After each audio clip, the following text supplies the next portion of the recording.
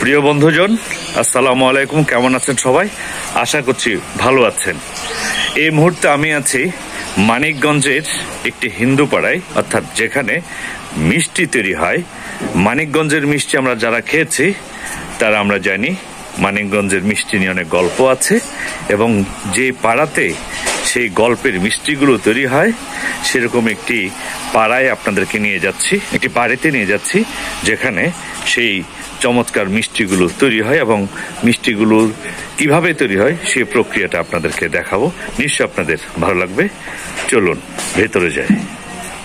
মানিকগঞ্জের যে প্রচুর মিষ্টি আমরা খাই, যেসব মিষ্টিগুলো নিয়ে আমরা অনেক গল্প করি, মানিকগঞ্জের সেই বিখ্যাত মিষ্টি, সেই মিষ্টিগুলো যেই সব বাড়িগুলোতে তৈরি হয় তাদের মধ্যে একটি, যেখানে চিনি শিরা তৈরি হচ্ছে, তারপরে একটু পরে মিষ্টি হবে, যেখানে চিনি, এখানেও শিরা তৈরি হচ্ছে বড় বড় মাটির চুলায়, এখানেও শিরা তৈরি হচ্ছে, এবং একটু পরে মিষ্টি তৈরি হবে যে ছানা থেকে।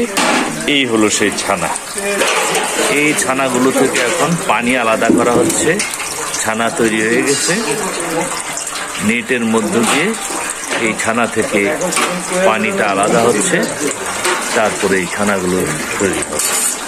এবং এই ছানাগুলো যে দুধকে সিদ্ধ করা হয়েছে, এই যে বড় একটি তাওয়া, এই যে বিশাল মাটির চুলা, এই তাওয়া, এখানে দুধ সিদ্ধ করে তারপরে ছানা তৈরি করা হয়। এই তারপরে এই ছানাগুলো থেকেই এই হলো ছানা। এই ছানা দিয়ে একটু করে মিষ্টি তৈরি হবে। সেই মিষ্টিগুলোর জন্য এদিকে তৈরি হচ্ছে শিরা।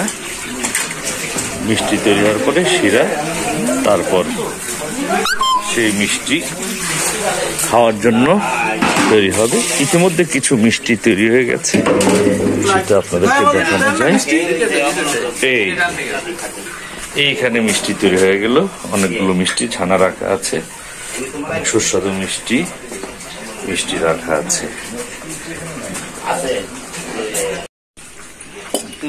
এই যে সবাই মিষ্টি খাচ্ছে, এখানে একজন মিষ্টি খাচ্ছে এবং দুই রঙের মিষ্টি খাচ্ছে।